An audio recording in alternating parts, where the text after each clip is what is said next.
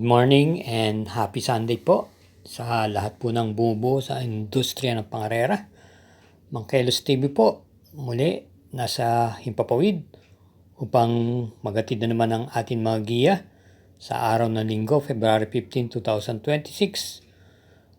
At nasa kalagitnaan na po tayo ng buwan ng Pebrero. Dito po meron po tayong 8 pangarera at bibitawan po ng 2:00 ng hapon. Di na rin po tayo muli magpapaligoy-ligoy pa, kaya samahan niyo na po ako sa paglalahad ng ating mga giya. Salamat po. Karera numero 1, start po ng first peak 5 races 1 to 5, distance 1,400 meters. Start time is 2 o'clock p.m. Ito po isang 3-year-old class 4 races. At meron po tayo ritong 5 kalahok. Ang ating pong napipisil pang primera rito yung numero 3, Brown Tiger, na muling renda po ni PR Dalema. Ito po may taglay na tuling. At huling takbo niya po ay nitong buwan ng Disyembre, kung saan tersera lang po siya sa kakwadra niyang Tiger City. At ang isa pa niya pong takbo, kung saan dumating po naman siya ng tersera pwesto nung sa isang stakes race on last November 30, kung saan dumating po siya ng tersera pwesto sa kabayang nanalong Isabel. At ang nasigundo po doon ay si Black Eagle. Nag-tiyempo po siya doon ng 1 minute and 28.2 sa 1,400 meters. Pero kung titingnan natin sa kabilang pista nga po ng Metroturf, siya po may hawak na tiyempo rin na 1:25 na tiyempo. At bilang panigunda naman po natin dito yung numero 2, Black Eagle, narendan po ni AB Serios, na siya nga pong dumating ng segunda nung last November 30 kay Isabel. Kumbaga no, naglaban na po sila.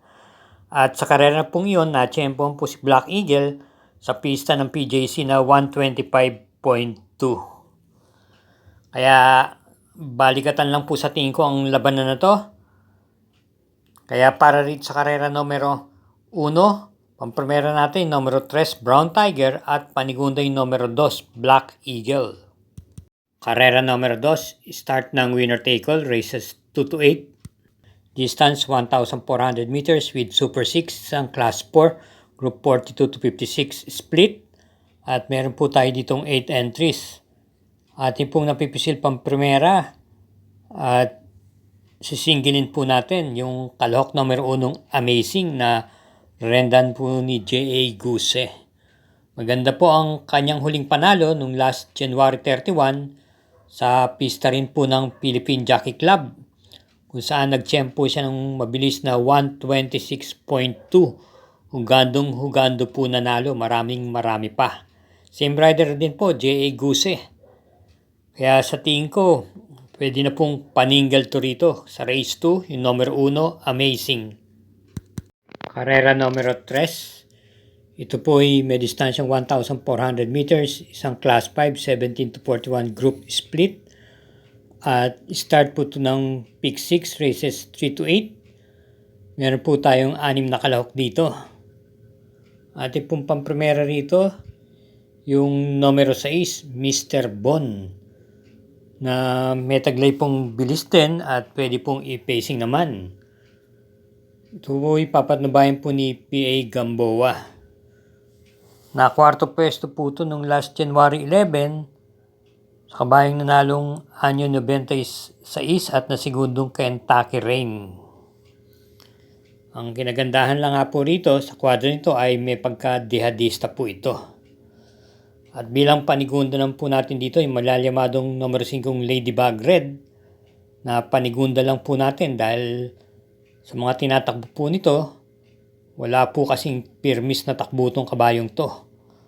Oo nga, meron siyang 1:27 na pinakamabilis na tiyempo rito, kung saan ito yung nagawa niya nung mga September 27, 2025 pa po, na nagtiyempo siyang 1:27.6 at tinalo niya sila Janus San at Tenacity.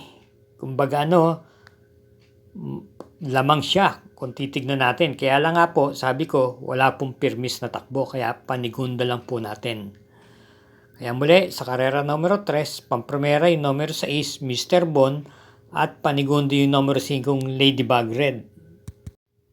Karera numero 4, start po ng second peak 5, races 4 to 8, distance 1,400 meters with Super 6, isang class 4, group 42 to 56 split. Meron po tayong 8 entries. Ating pong first choice dito, yung nasigunda ng pinakahuling takbo niya, yung numero 8, yung Red Soul, na muling renda po ni JM Estorque. Noong last January 28, ito po'y dumating lang po ng segunda pwesto kay Out of Touch. At nagtsempo po siya doon na 1 minute and 14 sa 1,200 meters. Pero sa distansyang tatakbuhin, meron po siyang 1 minute and 28. Same rider pa rin po. Panigunda po natin dito yung kalahok numero 5 instant notice ni P.O. Rife. Ito po isang derimate.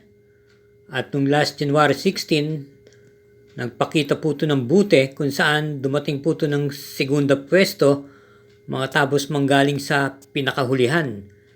Nasigunda po siya kay Marvin Spride. Lulan po si PGA Guse. Kaya para rito sa karera numero 4, pampremera yung numero 8 Red Soul at panigunda yung numero 5 Instant Notice. Sa pagpapatuloy po natin sa pagbigay ng giya, huwag po tayong makakalimot na mag-subscribe, pakishare na rin po at hit po natin yung like at notification bell button. Salamat po. Karera numero 5, start po ng peak 4, races 5 to 8. Isang class 5, 17 to 41 group split, distance 1,400 meters with pentapekta, 7 entries. Napipisil po natin pang primera rito yung kalahok numero 7 super majority na pwede pong ipacing at parimate. Ito po yung may tiyempong 128.6 sa distansyang 1,400 meters at gamay po ni MM Gonzales. Sa tingin ko po, medyo lamang po ito rito. Dahil ang kinakana pong grupo nito ay sila Boss Lady. Gayon din sila Diamond Power. Mataas pong grupo ang mga nakakasagupa nito. Gayunpaman, maglalagay po tayong pang protection yung numero 6 Amaranth na nagagamayan po ni JT Sarate. Ito po ay patuloy po ang pag-umento at may tempo po siyang 127.4 sa distansyang 1,400 meters na kanyang nagawa noong last December 13, 2025. Nag-tempo siyang 127.4 sa pista po ng PJC kung saan tinalo niya po si Aman Saman, River South, Don Pedro. Kaya para rito sa karera number 5, pampremera, number 7, Super Majority, panigundo yung numero 6, Amaranth. Karera numero 6, may distansyang 1,400 meters with Super 6, isang class 3, group 57 to 70 at meron po tayo muling 8 entries. Lahat po halos dito, imported horse maliban po sa dalawang kalahok, Wild is the Wind at Trump Peter. Gayun din po si Black Star. Bueno, ang ating pong pampremera rito, yung numero 1 Quencio na papandubayan po ni J.A. Guse. Ito po ay may mga tagumpre ba rin po at maganda rin po naman ang kanyang ikinikilos at mga tiyempo. Katunayan nga po, ito po ay meron pong takbo to noong last November 30 kung saan ito po ay na kwarto pwesto lamang po kay Ellis Star at ng segundong Del Campo. At nagtiyempo po siyang 1 minute and 24.2 sa 1,400 meters kung saan siya pong pinakalyamado, same rider, J.A. Guse, pwede pong isabay ito sa unahan at isunod lamang. At ang isa pang magandang preba niya, nung buwan pa rin po ng Nobyembre, kung saan siya naman po ay dumating po ng segundo pwesto kay reverse merger nung last November 14, 2025. At sa distansyang 1,200 meters, nag-tempo siyang 111.2. Bilang panigunda lang po natin dito yung numero 8 Katral na nagbibilang po ng panalo lately. Ang pinakahuli ay nung last January 30 kung saan Nanalo po siya sa distansyang 1,200 meters. Pista po ng PJC, nagtiyempo siyang 1:11.6. Tinalo niya po si Field Armor, while is the wind Dilibel. Bukod dito, ito po ay meron din naman po tiyempong 1 minute and 24 sa distansyang 1,400 meters. Kaya maganda pong laban po ito, magkakasubukan po ito.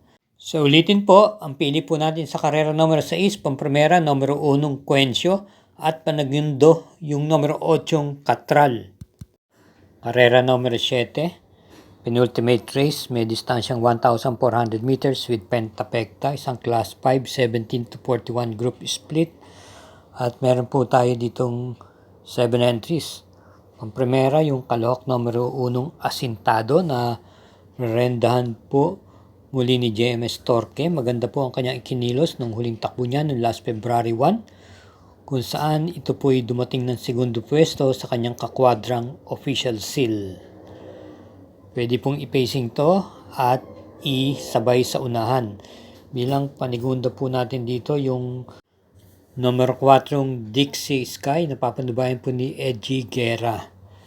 May preba po ito kung saan nung last November 5, ito po ay dumating po ng mga pampito o pangalawa sa huli nung sa karerang nanalong si My Boy Lollipop at nasigundong Sinag.